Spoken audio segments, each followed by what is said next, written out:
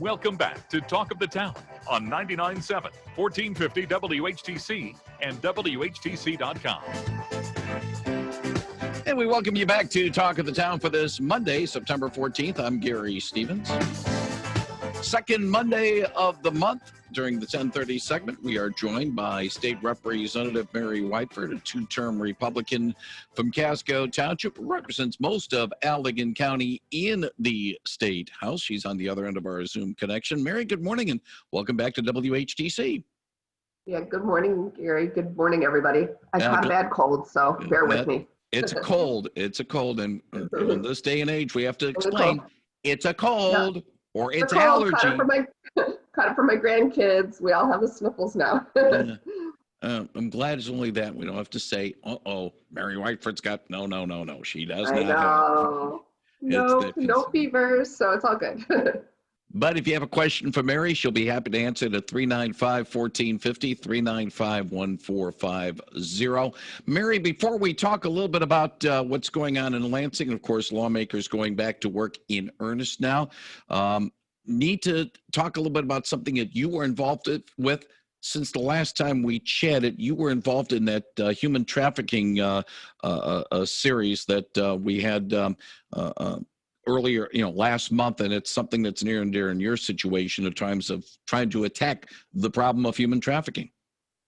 Yes, so over at Today's Transport, they hosted a human trafficking awareness series. So I was invited to the first part. People don't talk about it, but the reason why we don't hear about it as much, except when we hear about a bunch of people getting caught and children being saved, which we've heard a few cases over the past few weeks. But it's really difficult for those of us who are surrounded by loved ones and our families to understand how this could possibly happen. And so it was, this event was to raise awareness to that. But my take on it was to talk about the different federal and state efforts that we're making to give tools to prosecutors to go after the people who are selling our children and are vulnerable and our men, women, children, but also to go after the people who are buying. We've never gone after the buyers. And so, interestingly enough, the very first legislation that occurred in Michigan was 2006. So not even that long ago, where we started having the ability for a prosecutor or a police officer to go and say, hey, this is illegal, because you can't prosecute something that isn't illegal in the books. It may be immoral, which this type of thing has been happening since the beginning of time. But these first bills that got signed into law went after the sellers. And then back in 2013, I believe it was, we actually acknowledged the fact that these people are victims and that they could have prostitution removed from their felony history for these women and men. So that occurred then, but now we have a 24 bill package that I'm the main sponsor that is up before judiciary. We introduced them back in February, but what this does, a big part of it is it allows forgiveness of other criminal charges like stealing or drugs if this person was being exploited at the time. So that's my big part of the bill. It also offers protections to those under 18 years of age. Big thing is it makes it a felony for somebody to buy sex from a child or adult in this way. So it really strengthens our laws some more because of the big shutdown, and we haven't had as many session days in Lansing. I have had the support from the chair of that committee that will be doing it in lame duck. So after the November election, we will take up those bills and hopefully get them signed into law right away so that we can be, there's actually a group that grades states. So we start out as a D, we've moved to a B, but with these bills getting signed into law, Michigan will be at the top. We will be an A status for offering protections for victims and going after the perpetrators, the bad people who are doing this. And hopefully we set a standard that people won't want to do this. It would be good, but what I'm afraid of is that you've had to wait until putting it in the lame duck because of COVID-19. This and a lot of other subjects that, frankly, should be important, be it social things such as human trafficking, or be it a situation such as, say, our dunes and dune erosion. That's been put on the back burner because we're all focused on COVID-19, COVID-19, COVID-19, and rightly so. And it is heart-wrenching for me. I had gotten $5 million set aside for some support for municipalities on the erosion.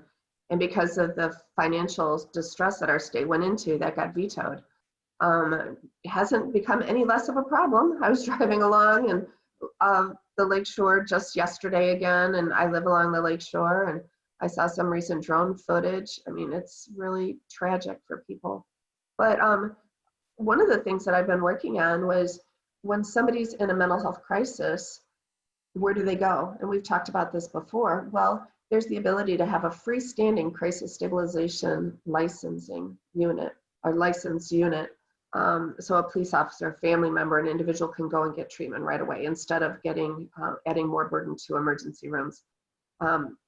That has taken a pause, but fortunately I've made it through the whole House of Representatives. We're in the Senate Health Policy Committee. I expect that to go quickly now. I wish it had gone last spring, but all in good time. Just keep moving with that, making sure that we have extra protections for our vulnerable, our kids, our people who have been trafficked, for our seniors. That's had to take a bit of a pause, unfortunately. There's a whole new computer system set up for Child and Protective Services that we're all boots on the ground ready to get going, and that got delayed. So as we finish up this appropriations, this budget process over the next week or two, I'm really making those things priorities, especially, making sure that our kids are being kept safe. 395-1450, 395-1450 if you have a question for State Representative Mary Whiteford. We'll touch upon some of the more meatier stuff. I call it meatier, but involving the outbreak as well as the budget situation in a little bit. But I want to sort of bring up a couple of things with you after we take a call here. Good morning. You're on the line with State Representative Mary Whiteford. Yes, good morning. I have a question, and then after the question, I'll hang up so I can listen. But you know how you're saying that it's good to grade the states on how they're doing with sex trafficking and buying and maybe even pedophilia. Where do you see California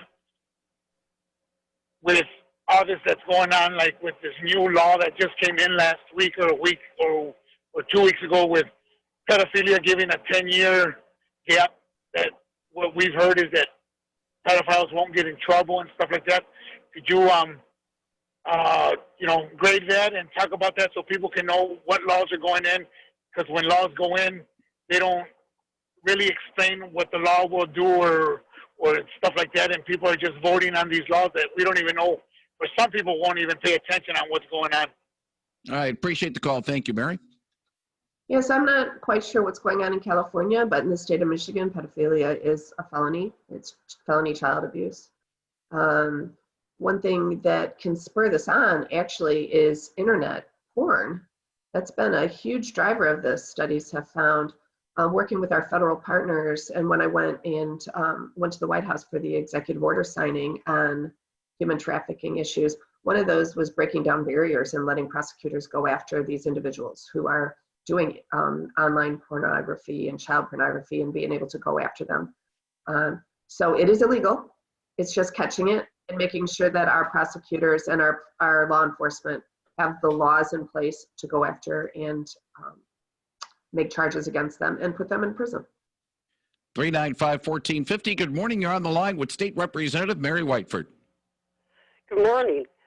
I was wondering, did Holland ever have a sex trafficking bus ever? I'm not certain. I'm not certain if Peg's got her ears up on that.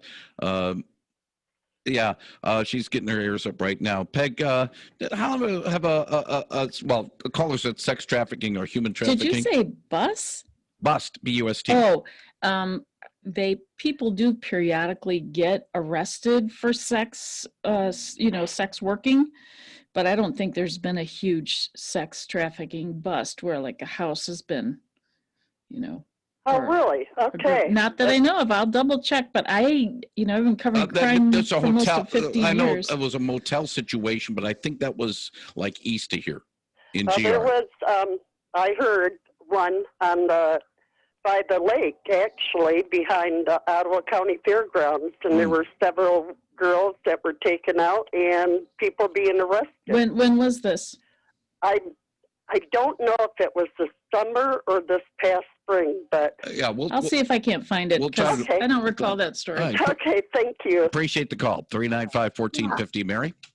Well, I'm really glad that you brought up that issue because there's no community that is immune to this. Any community that has foster children, who has families who are in distress, parents with mental illness, that they're not keeping a close eye on their child, and the child ends up getting befriended by an adult who they think they can trust. There is no immunity from any community.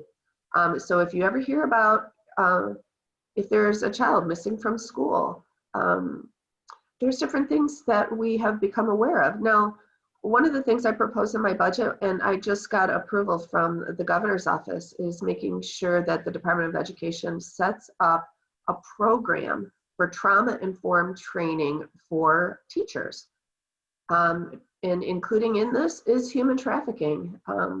It's a whole thing about children and they call it ACEs, adverse childhood experiences. I've met foster parents who said, hey, I took this class on trauma-informed training, and now I understand the behavior of this child that I fostered 2 years ago. So the more that we can raise awareness to educators, to parents, to truck drivers, like Teddy's has been doing, on these little nuanced signs that you wouldn't know is a child or a man or a woman who's being exploited. The more you pick up on these things, the better apt you are to be able to rescue this person. And so it's really important for you to notice, and for you also to make sure that your children, that the children in your life have the extra tools required to be able to fend off these types of things. Say, hey, if your child doesn't feel comfortable around somebody, let a trusted adult know immediately. And when you are that trusted adult, it shouldn't matter what you think about that warning or that uncomfortable feeling that the child has for that adult. Trust them and empower them to trust their instinct.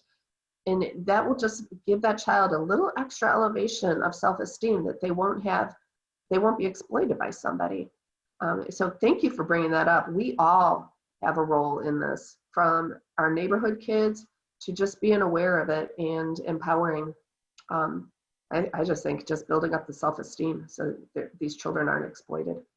And the average age is 15 years old, believe it or not. Yeah, indeed. Good morning. You're on the line with State Representative Mary Whiteford. Yes, good morning. I'm not calling with a question for the representative, but a simple observation. Having lived in Holland for 42 years, I can't remember a representative that has worked harder for the city of Holland and Allegan County as you have, Mary. You've done a phenomenal job, tirelessly working, not missing any meetings, from what I know. You've just been an amazing representative for our people in the Allegan portion of the city. So I just want to thank you. I want to thank you for your work, your service, and most of all, your heart. So thank you so much. Appreciate the call, and I think she certainly appreciates the call as well. Wow, that was really nice. You just made my day. This has been definitely a faith journey for me, and just putting it all on the table. So thank you. 395-1450, 395-1450. A couple of other topics I want to touch base with you on. First of all, the situation involving firearms, carrying weapons at the state capitol. That's going to be discussed. And there are some definitely people who are for it. Some of it are saying, hey, if they have a license, they should be able to, to pack up some iron. But there are some concerns about safety in that regard. Yeah, so I tell you, things get very, very dramatic and emotional at our Capitol. I remember hearing about the right to work kind of riots and the turning over of property. And, whenever somebody feels like they're losing their voice in state government, they get very, very passionate. the things that were going on through the COVID and the shutdown and the rural areas being treated the same as inner city areas brought out a lot of passions. There were over 30,000 people in the Capitol on that Operation Gridlock that I drove over because I knew so many people from my district were there. And, you know, I always kept safe distancing, stayed in my car, put my mask on. But it brings out a lot of emotions. And so the particular day that those individuals brought their guns into above the Senate floor and those terrible pictures, it's definitely not a normal thing that happens. But no person should feel unsafe. You know, like I say, if you're sick, if you don't feel safe with this COVID and the viruses, you should keep yourself safe. The different actually it was in the Senate. I didn't have that happen in the House of Representatives. I didn't even know it was happening at the time. But there were senators who did not feel safe. You know, there was a time 2 years ago when we were in lame duck, and there were all these people surrounding the above the House of Representatives chanting and yelling, and there was a concern they were going to start throwing things at us. And so they had us go back into one of the back rooms to keep us safe. So that's paramount for me that individuals do. So I'm going to see how this plays out this week. I know me personally, I've got my CPL, but I don't feel comfortable carrying my gun with me. If I need to, I can, because I have that CPL.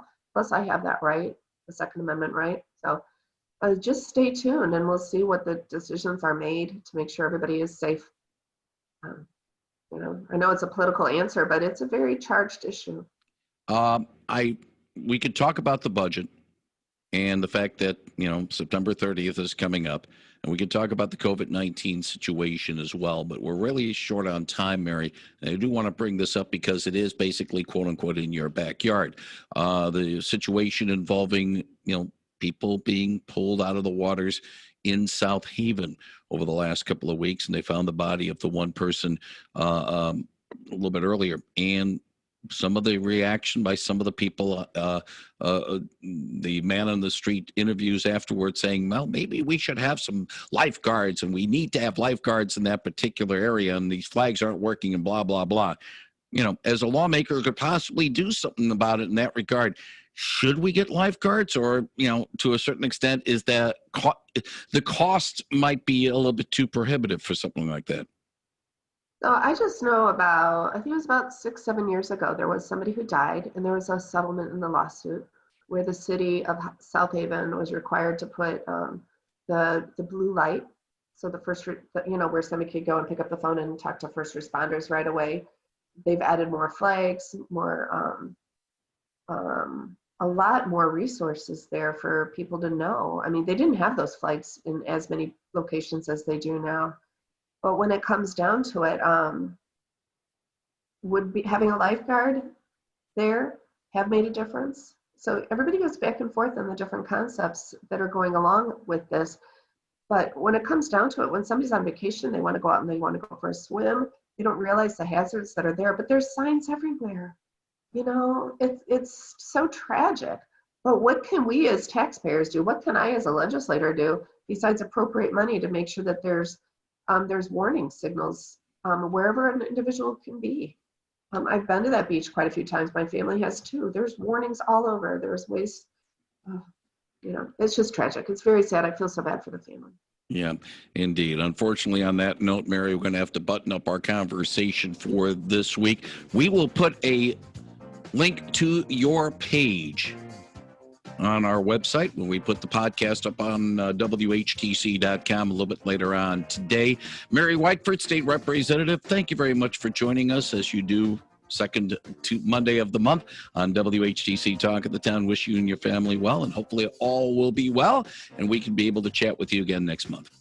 Yeah, thank you, Gary. Thank you, everybody. God bless you all. Thank you very much. That's State Representative Mary Whiteford on 99.7 and 1450 WHTC.